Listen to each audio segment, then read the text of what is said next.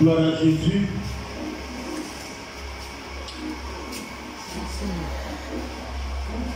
Le Seigneur met une parole très forte pour quelqu'un dans ma bouche, pour quelqu'un ce matin. Aujourd'hui est le départ d'une nouvelle vie pour quelqu'un ce matin. Tu ne m'as pas dit Amen. Je dis aujourd'hui est le départ d'une nouvelle vie pour quelqu'un. Gloire à Jésus.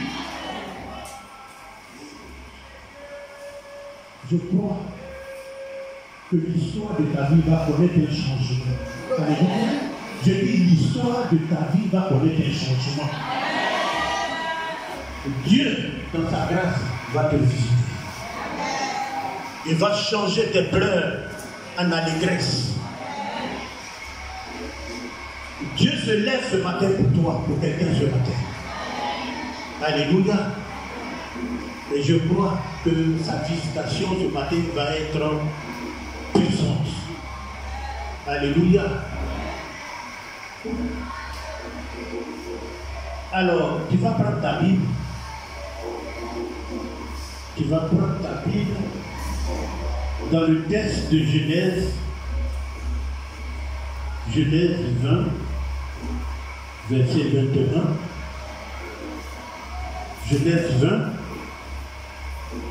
Genèse 20, verset 1 à 5. Et Genèse 26, verset 6 à 10. On va faire ces deux lectures. Alléluia. Je lis la parole de Dieu avec respect. Genèse chapitre 20, du verset 1 au verset 6. Abraham partit de là pour la contrée du Midi.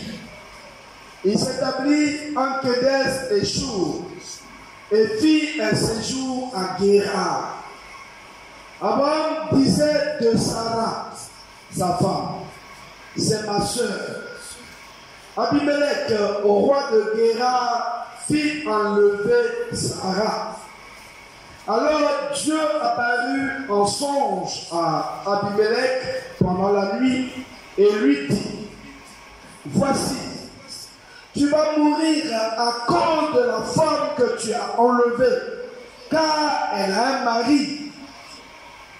Abimelech, qui ne s'était point approché d'elle, répondit, Seigneur, ferais-tu périr même une nation juste? Ne m'a-t-il pas dit, c'est ma soeur, et elle-même n'a-t-elle pas dit, c'est mon frère? J'ai agi avec un cœur pur et avec des mains innocentes. Amen. Verset 6. Dieu lui dit en songe. Jusqu'au 5, 1 à 5. Jusqu'à 5. Oui. Amen. Genèse 26, verset 6 à 10. Genèse chapitre 26, verset 6 à 10. Isaac resta à Guérar. Lorsque les gens du lieu faisaient des questions sur sa femme, il disait, c'est ma sœur, car il craignait en disant, ma femme, que les gens du lieu ne lui tuassent. Parce que Rebecca était belle de figure. Comme son séjour se prolongeait, il arriva qu'Abimelech, au roi des Philistins, regardant par la fenêtre, vit Isaac qui plaisantait avec Rebecca, sa femme. Abimelech fit appeler Isaac et dit, certainement c'est ta femme. Comment as-tu pu dire, c'est ma soeur? Isaac lui répondit, j'ai parlé ainsi de peur de mourir à cause d'elle. Et Abimelech dit, qu'est-ce que tu nous as fait?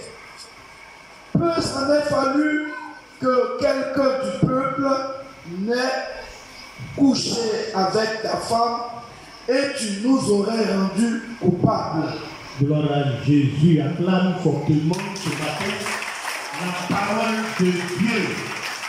Alléluia. Alors le thème de ce matin est les liens de sang. Les liens de sang. Répète ce thème-là à quelqu'un à côté de toi. Les liens de sang. Alléluia. Bien aimé, quand on parle des liens de sang, il faut comprendre par là qu'il s'agit de ce que nos ancêtres, nos parents, nos pères ont posé comme axe qui a une influence sur la vie des enfants. Nos parents ont posé un acte, et l'acte qu'ils ont posé a une influence sur la vie des enfants, ce qu'on appelle le lien de sang. Gloire à Jésus. Bien aimé, les liens de sang sont l'émanation des actes qu'on pose. On peut poser un acte qui demain devient un lien de sang.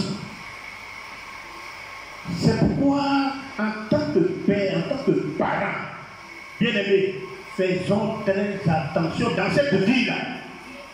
Faisons attention aux actes que nous posons. Parce que l'acte que nous posons peut entraîner ou engendrer un lien de sang, soit dans la vie de nos enfants, comme dans la vie des enfants, de nos petits-enfants. Et la Bible nous parle ici, nous dit que Abraham, le père de la foi, Abraham qui est un ami de Dieu, alléluia, il est un ami de Dieu, il est le père de la foi, il est le patriarche. Mais attention, il y avait un lien dans sa vie et dans la vie de ses enfants après lui, et qui a posé l'axe qui a engendré ce lien de sang. C'est Abraham lui-même. C'est lui qui a posé l'axe.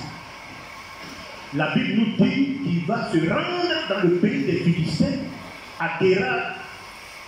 Et là-bas, il va mentir au roi Abimelech. Il va présenter sa femme, Sarah. Il va dire, c'est ma soeur. Il a dit, c'est ma soeur, en vue de préserver sa vie, parce que la Bible nous dit que sa femme était très belle. Donc, pour préserver sa vie, il était obligé, lui, l'ami de Dieu, de mentir. Il dit, c'est ma femme. Bien aimé, ce qui là qui venait de poser là, c'était trop grave. Parce que il venait de poser un acte qui allait engendrer quelque chose dans sa postérité. Un lien de sang. Et le second verset que nous avons lu nous dit que le fils d'Abraham, c'est-à-dire Isaac, presque dans les mêmes conditions, il se retrouve à Guérar aussi. Isaac se retrouve à Guérar. Et il va sortir la même phrase par rapport à sa femme Rebecca devant le roi Abimelech. Il va présenter sa femme et va dire, c'est ma soeur. Et les raisons sont toujours les mêmes. La Bible nous dit que sa femme était pleine de figure. Et il voulait lui aussi préserver sa vie. Et il sort un mensonge pour préserver sa vie. Donc c'est ma soeur. Bien aimé, faisons attention aux actes que nous posons. Parce que l'acte que nous posons peut avoir un impact Non seulement sur nos vies, mais sur la vie de notre postérité. Alléluia. Alléluia. Et nous voyons que dans Genèse 25, à partir du verset 21 à 34, Isaac lui-même, père de Jacob, il a vu son fils voler le droit d'aînesse à son frère, à Ésaü. Mais d'abord et surtout, bien aimé, tromper son père, lui-même son père Isaac, afin de lui arracher la bénédiction qu'il devait prononcer sur l'aîné, c'est-à-dire Ésaü. Et dans le cheminement des choses, on va encore voir que Jacob lui-même va être impacté par ce lien de sang. Il va se retrouver chez Laban, qui est son beau-père, son futur beau-père, son oncle, parce que Laban est le frère de sa mère Rebecca. Donc, chez Laban, Jacob, par la ruse, par le mensonge, il va devenir propriétaire des brebis de son oncle, par la ruse et le mensonge. Bien aimé, la Bible nous dit, dans Exode 34, verset 7, la Bible dit que Dieu punit l'iniquité des pères sur les enfants et sur les enfants des enfants jusqu'à la 3e et la 4e génération. Je crois que c'est dans ce thème-là que nous pouvons bien comprendre le contexte de ce verset. Que Dieu punit. Dieu punit l'iniquité des pères sur les enfants et sur les enfants des enfants jusqu'à la 3e et à la 4e génération. Très souvent, quand nos enfants se comportent, on voit que dans le comportement, il y a des choses qui nous dérangent. C'est pas bien, ça nous choque. Mais on ne comprend pas, on ne s'est jamais posé la question d'où vraiment c'est sorti. Comment c'est venu dans la vie de l'enfant? Comment notre enfant se comporte? Pourquoi ces choses-là sont arrivées? Parfois on se dit, bon, c'est la société. On peut se tromper. Alléluia. On peut se tromper. Quelquefois, ce n'est pas la société, mais c'est un lien de sang. Bien aimé, un enfant peut être victime de quelque chose qu'il n'a pas du tout fait.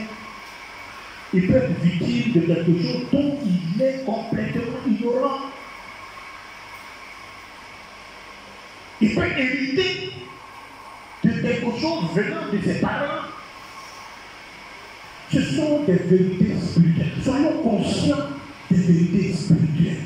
Alléluia. Parce que nous sommes des enfants spirituels. Gloire à Jésus.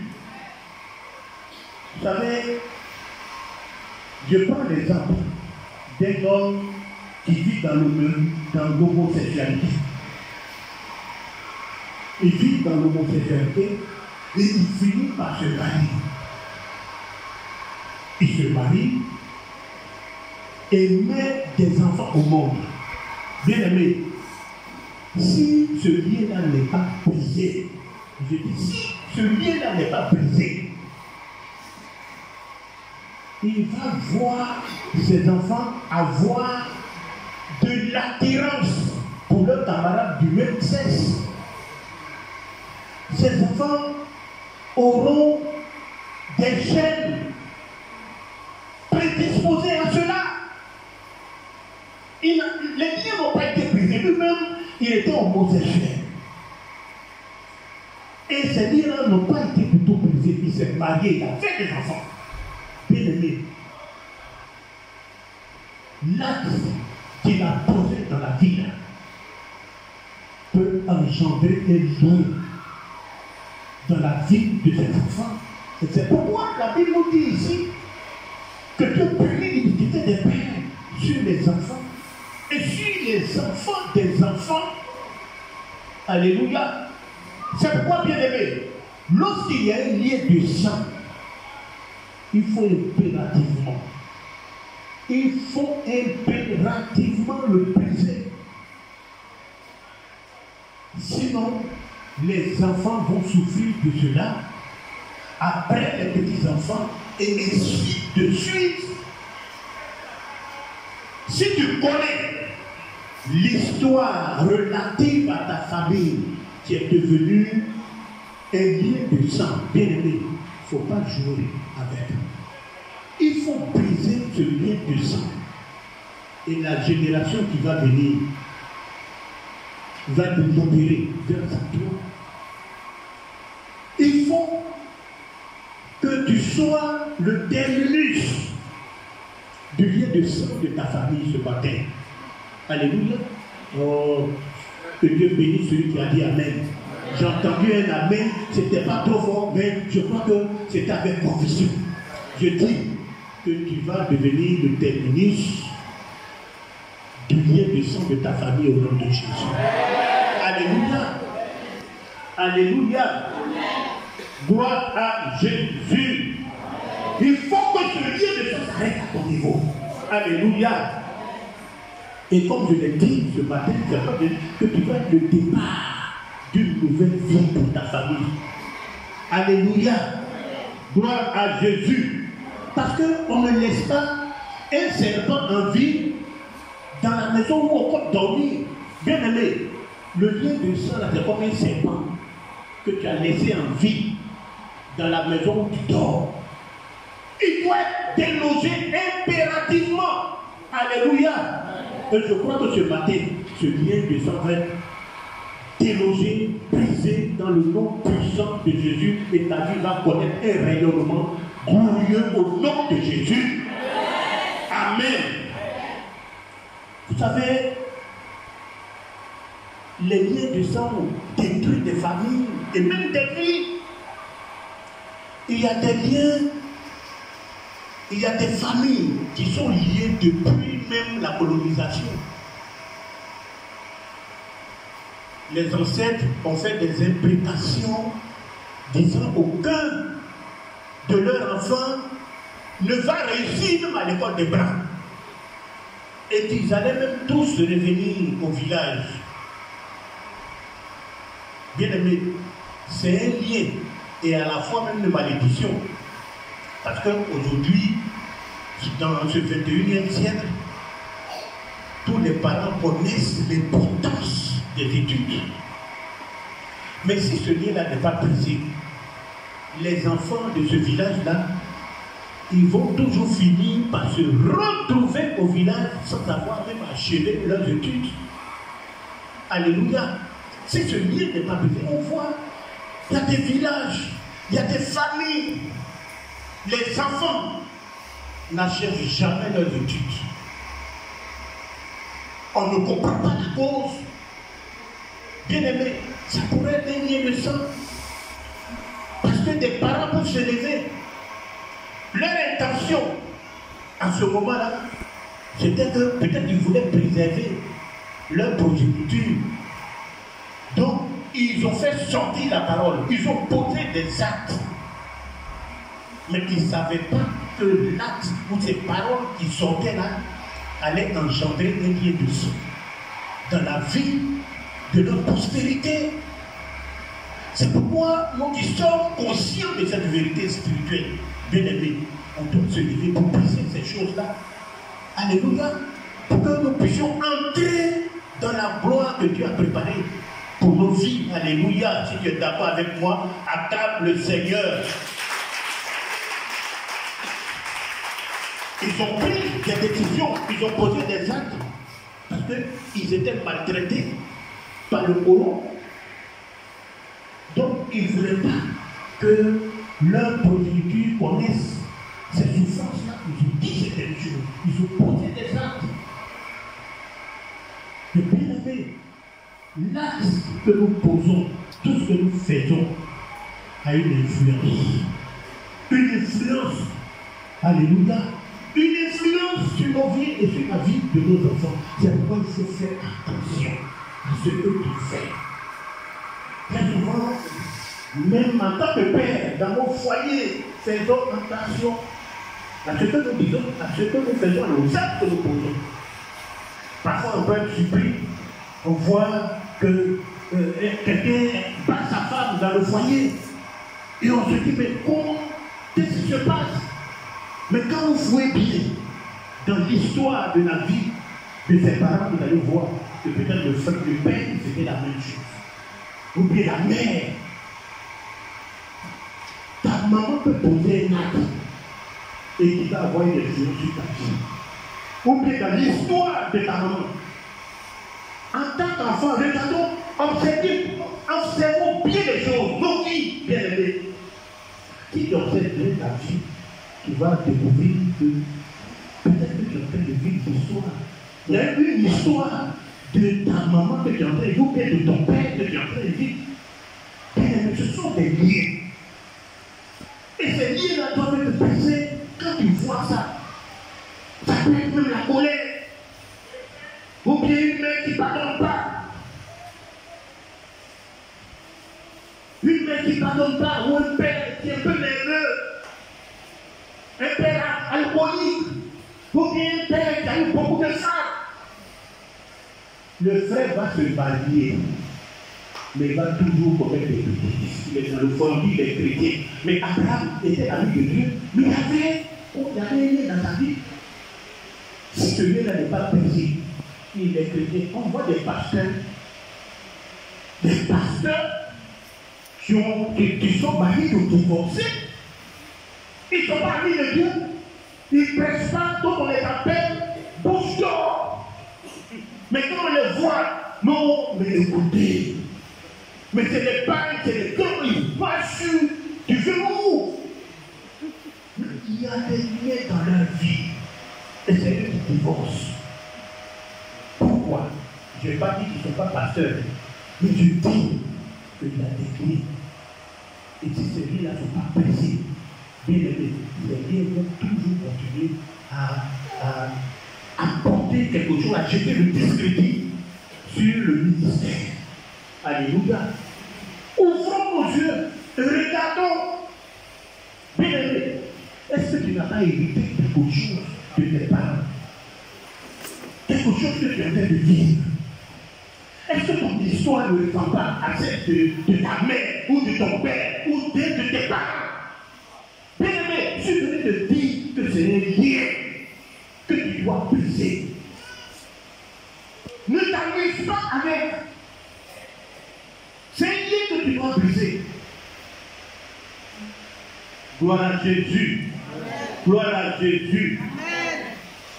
Il y a aussi même des familles où les filles ne se marient pas.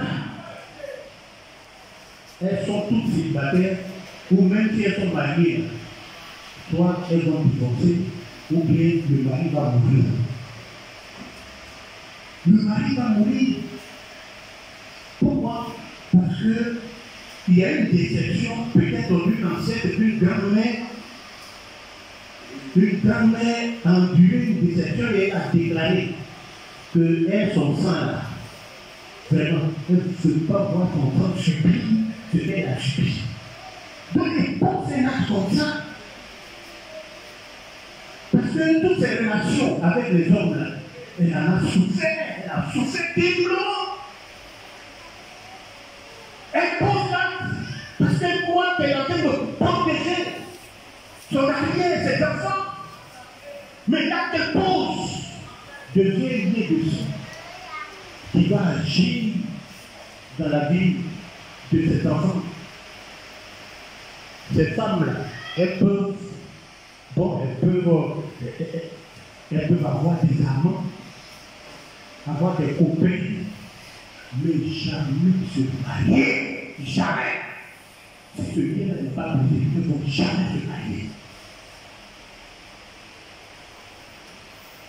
Et puis, il y a un lien de sang qu'on appelle l'esprit de l'aîné.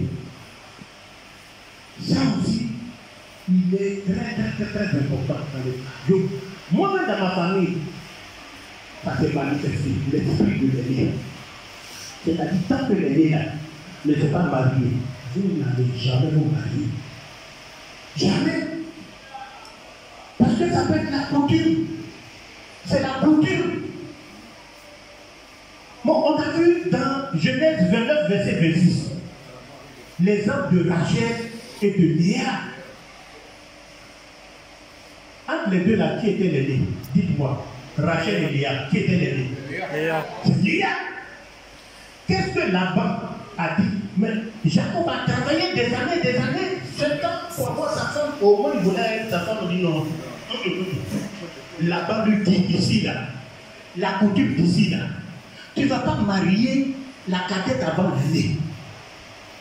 Jamais. Ça, c'est l'esprit de l'aîné. Ça, là, il ne peut pas. Puis, mais si ces liens-là sont pas brisés, toi, tu ne peux pas brisé. Tu ne peux pas, tu peux être l'aîné, c'est-à-dire homme d'une famille, et ne pas connu. Et tant, mais il faut prier, c'est pourquoi il faut prier pour briser ces liens, il faut prier aussi pour vos aînés, qui soient forts hommes comme ça, dans la famille. Moi, j'avais ma grande soeur, une belle femme, mais les hommes qu'elle a rencontrés, c'était des grands hommes. Le docteur a fait des enfants avec des docteurs. Et quand c'est comme ça, l'aîné fait des affaires, rencontre des grands, je veux dire, des hommes importants dans la vie. Des hommes importants dans la vie. Et après, elle ne s'est pas mariée avec ce docteur. Après, un grand informaticien qui venait de la France, qui tenait tout ce qu'on fait comme on appelle, au niveau de l'administration. C'est par lui que les bulletins passent, il fait tout. Et il avait des bulletins, pas de mariage. Et bizarrement, mes autres soeurs, parce que nous sommes deux garçons, mais les autres soeurs sont toujours à côté d'elle. Ça se voit, on dirait un petit club. Elle a une maison, elle est toujours là. Et quand ça se passe, quand ces hommes-là sont pas, tu vois, l'autre aussi, comme elles vivent la même situation, c'est toujours des hommes, ils font des enfants, et c'est là qu'elles viennent. Et j'avais l'impression qu'elles ne voulaient même pas quitter, même ma grande soeur, elles sont toujours là, elles se sentaient bien, la nuit, tu vois ça, bavader, mais il y avait comme si c'était une opinion forte. Mais c'était le piège. C'était terrible. Spirituellement, on ne voyait pas la chose. Mais nous, on n'avait pas aussi cette connaissance spirituelle. C'est maintenant que je me souviens de tout cela.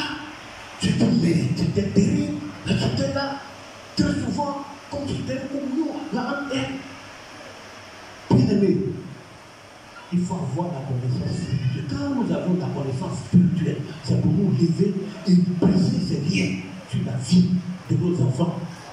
Alléluia. Et de nos familles. Dieu nous délivre. Et je crois que Dieu va te délivrer ce matin au nom de Jésus. Dieu va te délivrer ce matin. Alléluia. Bien-aimé, dans le livre de Genèse, chapitre 32, Moïse nous fait comprendre que Jacob a lutté avec l'ange de l'Éternel jusqu'au lever de l'aurore. Il a lutté. Frère, cette lutte-là valait la peine. Parce qu'il fallait que ces liens-là soient brisés. Et que la vie de Jacob puisse s'affirmer. Jacob était porteur d'un grand avenir. Mais il était menacé par ce lien de sang qui avait tapé même sur son nom. Quand l'ange l'a vu, qu'est-ce que l'ange lui a dit? Quel est ton nom? Il a dit Jacob. Bien-aimé, c'est là que son histoire va connaître un changement. C'est pourquoi je crois que ce matin, ton nom, par la puissance de l'Éternel, ton histoire va connaître un changement au nom de Jésus. Alléluia. Et il dit, quel est ton nom? Il dit Jacob. Et dit, ton nom sera plus Jacob, mais Israël. Alléluia. Parce que Jacob l'avait dit menteur, trompeur, usurpateur. Alors que Israël veut dire béni de Dieu. Gloire à Jésus. Alléluia. Gloire à Jésus. Par l'autorité de Dieu ce matin, en tant qu'ange de cette communauté, je déclare ce matin que tu ne seras plus appelé échec. Je déclare ce matin que tu ne seras plus appelé chômeur. Que ton nom ne sera plus chômage. Ton nom ne sera plus célibataire. Par l'autorité que Dieu me confère ce matin, je déclare que tu es béni de Dieu. Au nom de Jésus. Alléluia. Alléluia. Jacob a lutté avec Dieu. C'est-à-dire qu'il a traité ce problème-là, de lien de sang avec Dieu. Et il a profité de cette lutte-là, de ce combat-là, pour demander sa délivrance totale à Dieu. Il a dit à l'ange, je ne te laisserai pas aller que tu ne m'aies payé. Alléluia. Il dit, je ne te laisserai pas aller que tu ne m'aies payé. Bien-aimé, si ce matin, tu dis à Dieu, tant que ce lien de sang-là va agir dans ma vie, Père, jamais je ne vais m'arrêter de crier à toi. Tu feras ta délivrance. Alléluia. Je suis venu dire à quelqu'un ce matin que si tu demandes ta délivrance à Dieu ce matin, tu l'obtiendras au nom de Jésus. Amen. Alléluia. Tu l'obtiendras au nom de Jésus. Jacob a obtenu sa délivrance. Et c'est après la délivrance qu'il va recevoir la bénédiction. Alléluia. Bien-aimé, c'est après la délivrance qu'on obtient la bénédiction. Si tu n'es pas délivré, tu ne vas jamais recevoir la bénédiction. Tu n'es pas délivré, tu ne vas pas recevoir la bénédiction. Alléluia. On a vu le cas de Jaïrès. Ça m'a dit, je l'ai conçu dans la douleur. Et elle donne ce nom. Et ce nom-là a eu une impact. Ce lien de sang est intact. Mais la Bible nous dit qu'un matin, il s'est levé, il a pris conscience de cette vérité spirituelle que c'était un lien de sang. Il s'est levé. Il a pris et invoqué Dieu. Il dit, si tu me bénis, si tu étends mes limites, si ta main puissante est sur ma vie, et si tu me préserves du malheur, je vais te donner toute la gloire. Et la Bible nous dit que Dieu lui accorda ce qu'il a demandé. C'est pourquoi ce matin, je proclame que tout ce que tu vas demander, tu l'obtiendras au nom de Jésus. Tu vas l'obtenir au nom de Jésus. Alléluia. Bien-aimé, dans Genèse 37, verset 10 à 12, Dieu lui dit, après sa délivrance, regardez sa bénédiction maintenant qui vient. Dieu lui dit, je suis le Dieu tout-puissant. Genèse 37, 10 à 12. Je suis le Dieu tout-puissant. Sois fécond, multiplie. Une nation et une multitude naîtront de toi, et des rois sortiront de tes reins. Je te donnerai le pays que j'ai donné à Abraham et à Isaac, et je donnerai le pays à ta prospérité. Alléluia. Oh, je prophétise ce matin que tout lien qui te suit, tout lien de sang est brisé au nom de Jésus. Je proclame que ce matin que tu vas entrer comme Jacob dans ta bénédiction. Au nom de Jésus, je proclame ce matin, bien-aimé, que Dieu te rend fécond. Dieu te rend fécond ce matin. Je proclame et je déclare que des rois, des ministres, des préfets, des gens importants, des femmes importantes vont sortir de toi. Au nom de Jésus, vont sortir de toi. Ta destinée va connaître la royauté. Au nom de Jésus. Alléluia. Bien-aimé, c'est la gloire que Dieu nous réserve. Alléluia.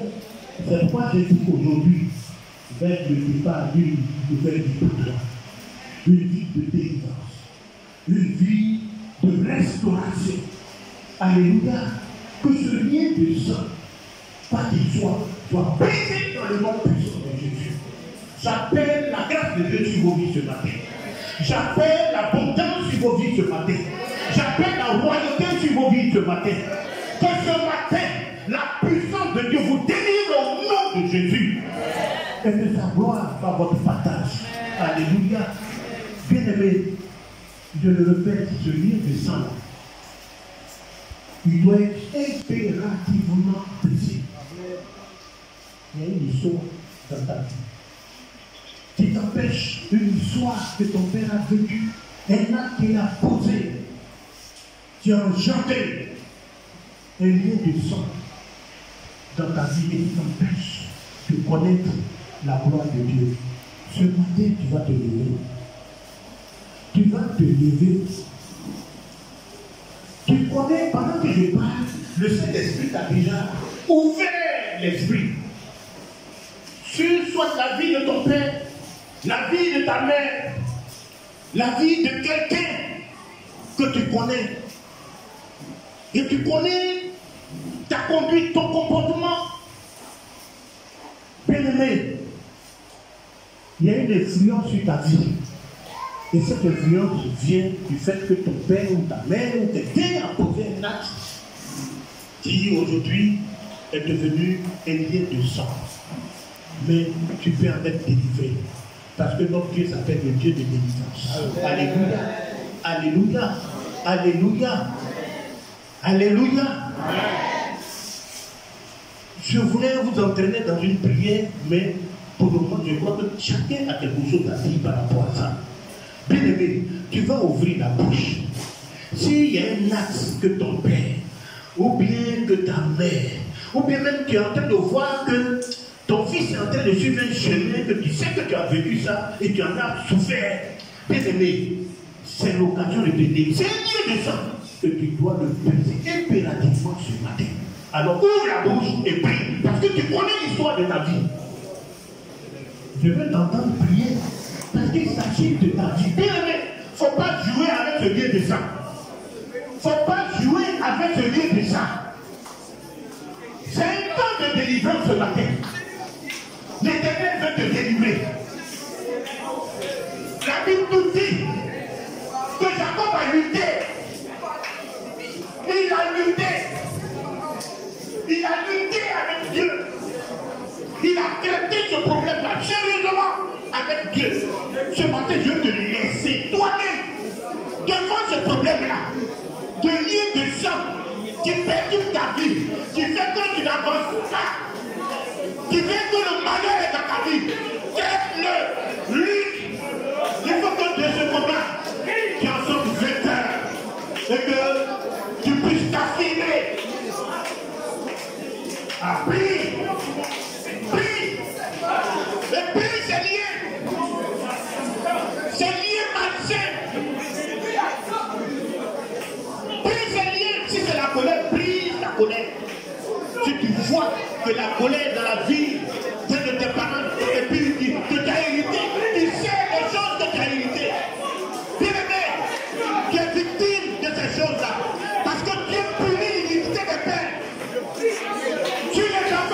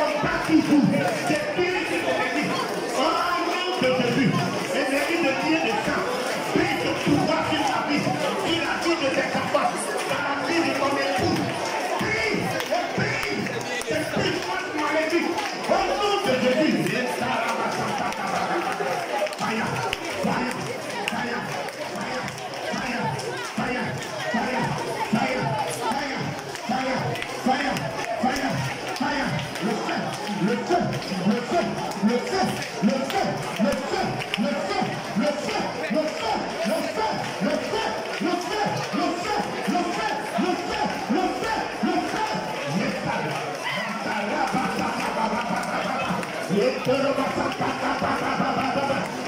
allumé, le feu allumé, le feu allumé, le feu allumé. C'est la bataille ce matin, la bataille de la délivrance, la bataille de la délivrance. Tous ces liens maléfiques, ces liens démoniaques sont brisés, ces liens parentaux, ces liens, au nom de Jésus, tous ces liens familiaux, au nom de Jésus, nous les brisons, nous les anéantissons, au nom de Jésus, au nom de Jésus. Lien de pauvreté, lien de célibataire, au nom de Jésus, nous brisons, au nom de lien de célibat, dans le nom puissant de Jésus, lien de misère et échec, nous brisons cela, nous brisons tous ces liens qui nous brisent ce matin, nous brisons les liens démoniaques, les liens sataniques. Oh, bien de continuer de prier, brise ce lien qui continue, quelque chose qu'on a pris sur ta vie ce matin. Depuis il te poursuit dessus et tu n'arrives pas à t'évanouir. Ce matin, il bataille.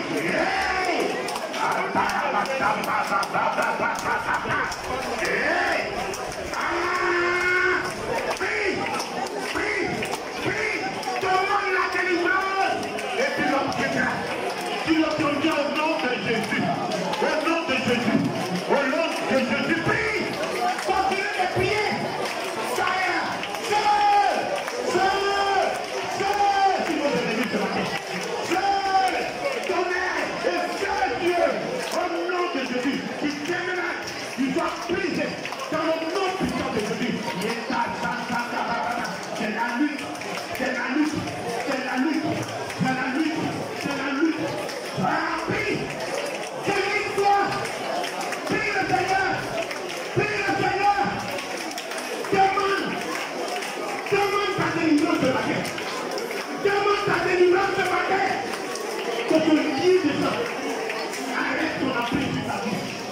Tu vas t'arrêter et tu vas faire cette prière.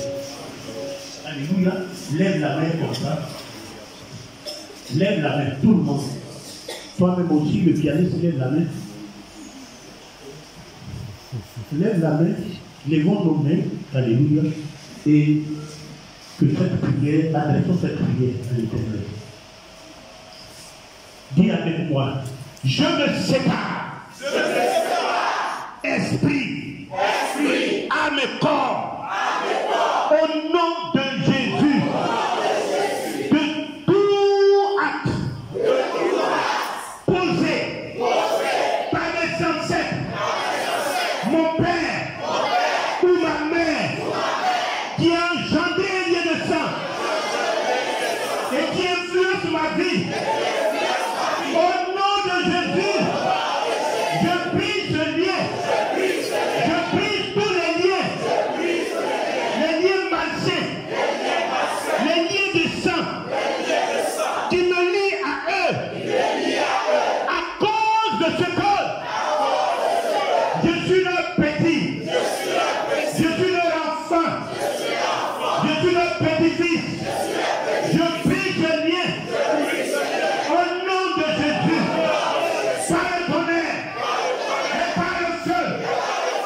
Je détruis et je consume tous les esprits méchants cachés derrière ce lien de sang qui m'ont suivi jusqu'à présent pour exercer une emprise sur ma vie.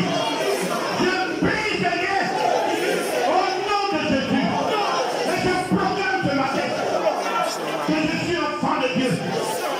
Je suis né de nouveau. Je suis un citoyen céleste. Je n'ai plus de part avec ce lien de sang, avec ce lien de sang familial, avec ce lien de sang parental. Au nom de Jésus, je déclare par l'Esprit de Dieu que les croyances de mes parents ne sont pas mes croyances. Les dieux de mon village ne sont pas mes dieux. Les dieux de ma famille maternelle ne sont pas mes dieux. Les malédictions de ma famille ne sont pas mes malédictions. Les fétiches de mon village, de mon père, de ma mère ne sont pas mes fétiches. Les coutumes de ma part ne sont pas mes coutumes. Au nom de Jésus, à partir de cet instant, je déclare que tout lien de sang n'a plus d'autorité sur ma vie.